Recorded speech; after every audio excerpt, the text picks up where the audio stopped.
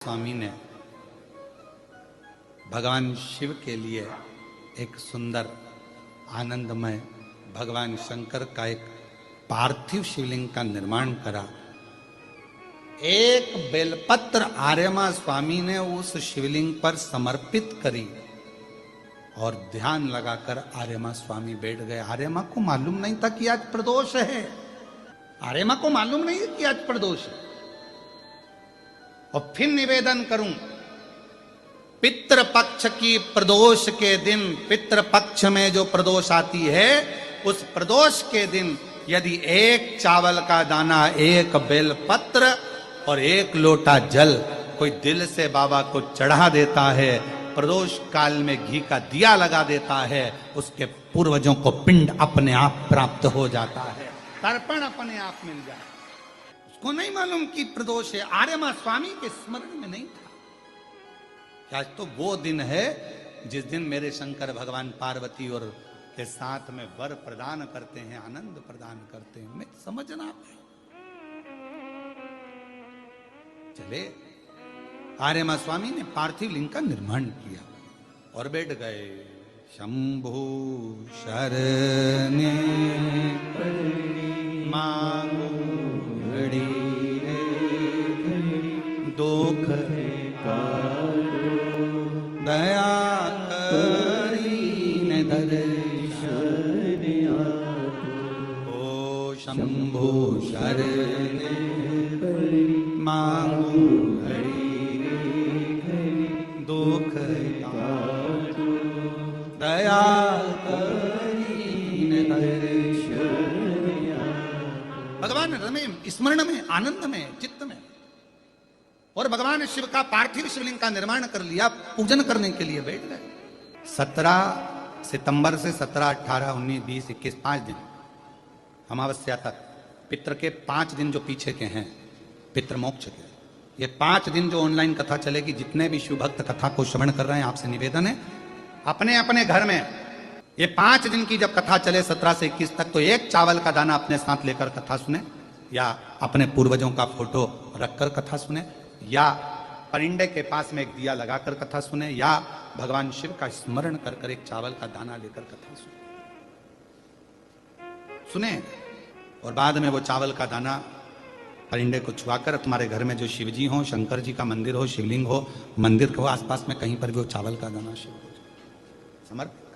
5 दिन पितृपक्ष के जो अमावस्या वाली कथा आएगी, उसको आप दिल से सुनना, हृदय से सुनना, पितरों के मुक्ति हेतु सुनना, उनके मोक्ष हेतु सुनना। 5 दिन ऑनलाइन सुनो, उसको अपने घरों में रहकर सुनना, ऑनलाइन श्रवण करना और बाबा से अपने हृदय की बात कहना। फिर हम अगले वर्ष जो पितृपक्ष आएगा, उसके पहले तुमसे बात करेंगे कि तुमने पितृपक्ष में जो मांगा था, बाबा ने तुमको दिया कि नहीं दिया। 17 तारीख से जो ऑनलाइन कथा होगी, ये तो कथा आज विराम हो जाएगी 15 तारीख को, 17 से जो चालू होगी उसका पितरों की शांति के घर में रहकर ऑनलाइन उसको श्रवण। कितना फल है उस कथा का, लाभ। और यदि आप लोग अपने पूर्वजों का फोटो रखकर कथा सुन रहे हो, तो एक नंबर हम आपको वहां पर देंगे, उस नंबर पे आप अपने फोटो भी डालना, हम उसको टीवी पे भी दिखा देंगे कि आप लोग कथा तो सुन रहे हो। हम आस्था वालों से बात करेंगे इसके लिए, वो आपको दिखाएंगे, श्रवण कराएंगे कि आप लोग भाव से कथा का तत्व ग्रहण कर रहे हो, स्मरण कर। और शंभु शरणे मांगू घड़ी दुख दया करी। जितने भाव से आप कथा का तत्व, एक एक पत्र रखा है।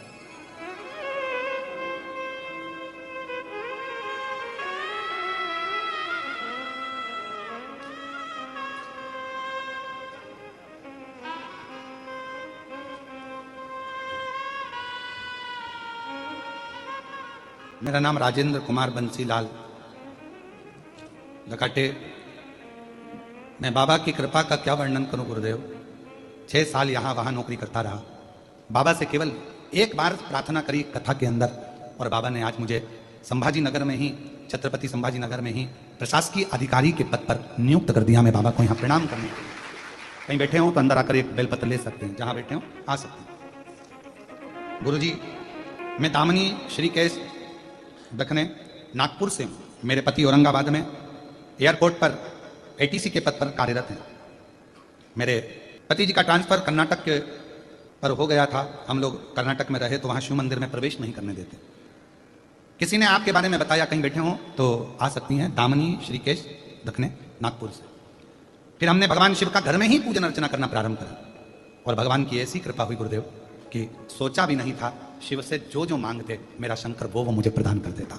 गुरुदेव, हमको तो लगता ही नहीं है कि ये शिव महापुराण की कथा है, हमको तो लगता है कि अपने पिताजी से कहने की जगह है। हम यहाँ आते, कहीं बैठी हो तो वो आकर पत्र ले सकती हैं। आ जाओ।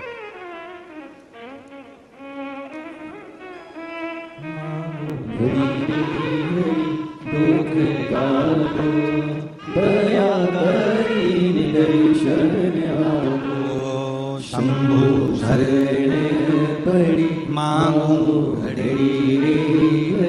दुख दया करी।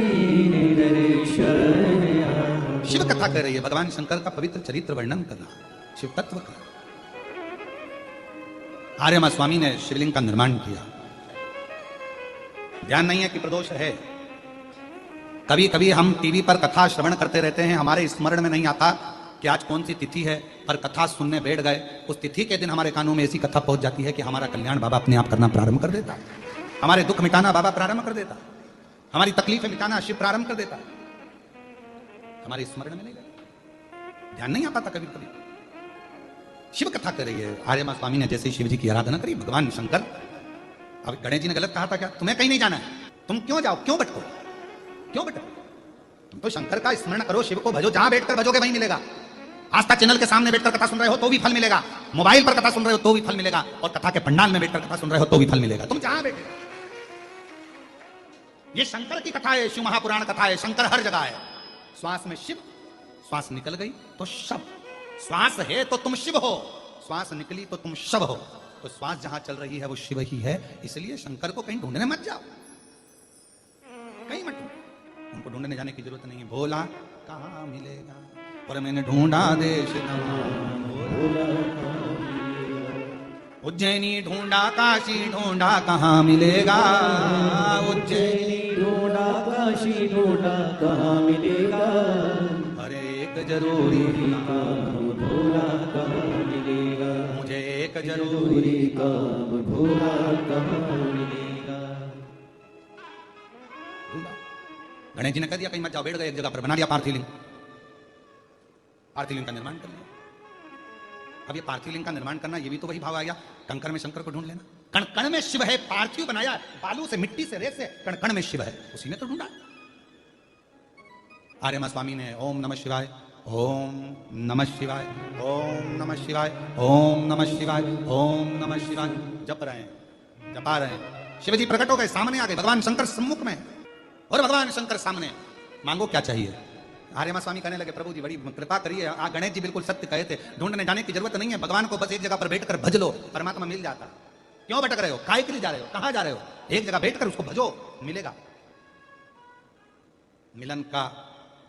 मिलने की भीतर से अग्नि बहुत तीव्र होना चाहिए, मिलन की अग्नि, तो परमात्मा मिलेगा। आप किसी के लिए सोच के बैठ जाओ, प्रैक्टिकल करना, तुम किसी के लिए सोच के बैठ जाओ, मुझे इससे मिलना है, मुझे इससे मिलना है, मुझे इससे मिलना है, मिलोगे। सोच के बैठो 4 दिन 5 दिन, मुझे ये खाना है, मुझे आज मुझे पानी पतासा खाना है, मुझे ये खाना है, मुझे भेलपुरी खाना, मुझे पूरनपोली खाना। तुमने सोच लिया 4 दिन में 5 दिन में पूरनपोली तुम्हारे सामने आ जाएगी। मिलन की आस बढ़ती है, और जब मिलन की आस बढ़ती है तो वो करीब में आता है।